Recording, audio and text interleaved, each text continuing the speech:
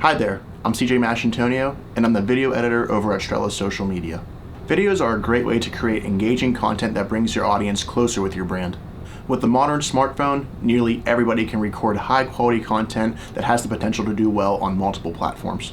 With that said, there's a lot of room for error when creating videos, and it comes down to doing a basic checklist to make sure that your videos are at the level they need to be. Here are some tips to help make sure that your videos are at the highest quality possible. So before you start filming yourself, you need to decide what kind of orientation you're filming yourself in.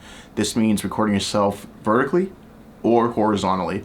And this largely depends on the platform you're uploading to. For example, if you're uploading to Instagram Reels or TikTok, those seem to respond best to vertical uploads.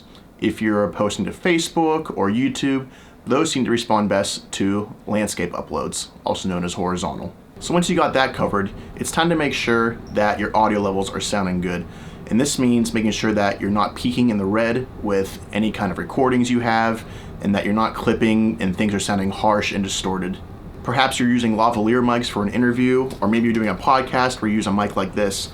But in the end, as long as you're making sure that your levels are good and that your recording levels aren't in the red, then you'll be good to go. Don't be afraid to set your levels a little low, because in post, you can at least boost that audio level up and it will be okay.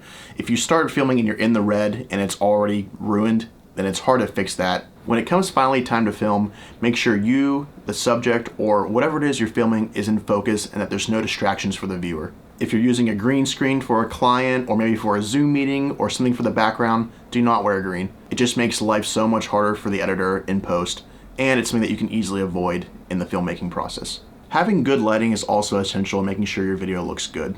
If you're an influencer, a vlogger, or somebody who makes videos on a quite frequent basis and you want to have lighting that's consistent all the time, consider getting something like a ring light to help make sure that you're well lit and that everything is up to par. Daylight is also a great ally when it comes to lighting. If you have an area in your house or your office where you can sit down and get good lighting every time by a window or something like that, consider that as well. So you shot the video, everything's done, it looks great, now it's time to go into post-production. When editing your videos, it's important to have a good workflow and to keep your files organized so you're not scrambling, looking for files, looking for projects, things that will keep you hunkered down and keep you from making the progress you need to make. You know, whenever you start to do a lot of projects or you have a lot of clients, it's easy for things to get mixed up, and it's easy for your desktop to have lots of icons and look messy, and it's just a headache for everyone.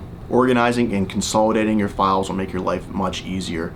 Consider a file sharing service like ShareSync, Dropbox, Google Drive, anything that helps make giving the product to your clients easier and sharing things between everybody. We live in an age where content creation is accessible to nearly everybody.